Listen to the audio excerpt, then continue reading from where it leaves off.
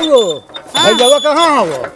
भैया रात भर केस्टा देख के अभी खटिया पर सुतल हवा। जा ना उठाइए, टांग पसार के सुतल हवा। खटिया पर सुतल है? रात भर केस्टा देख के आप पैसा लुटैले हवा।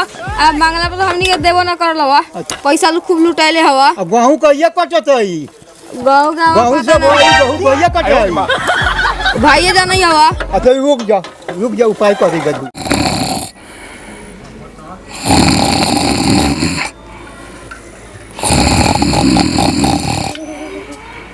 बाबा ये नु भैया टांग पसार के सुतल बा। हां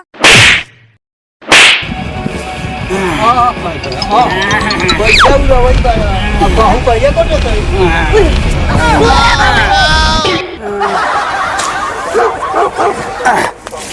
फुटानी उड़ावई बड़ा पैसा के। अब गहूं तोर बाप काटी का गहुआ से सुते न रात भर जगले बारी ऑर्केस्ट्रा देखली है।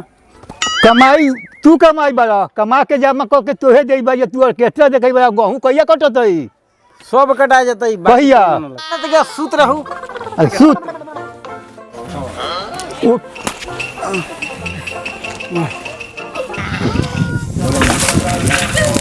बगू पानी ले आओ जाके जाके अपन ले आओ। जाके ले आवे के तोरा जब गहूं काट चले हम जब पानी ले आ जाएगा। गहूं काटू? हां गहूं काट। अच्छा का गहूं काट सब को पानी ले आ।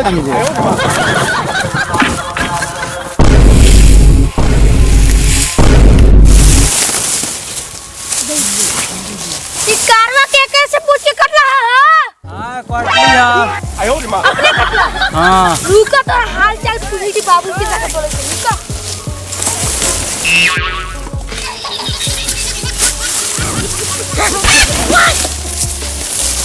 देख लो पानी ले दे दी चले ये गहूं के खेत है।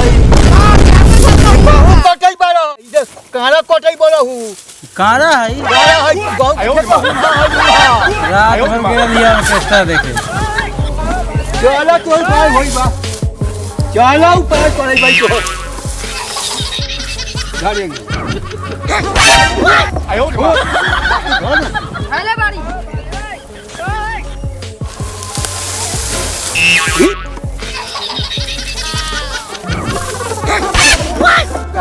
किधर हो जा? आई भाग हाथ बांध ना। कहता पैसा कमा के ऑर्केस्ट्रा देख ले लुटाइला। गहूं न कटला के गहूं खाना काटे गेल रहा।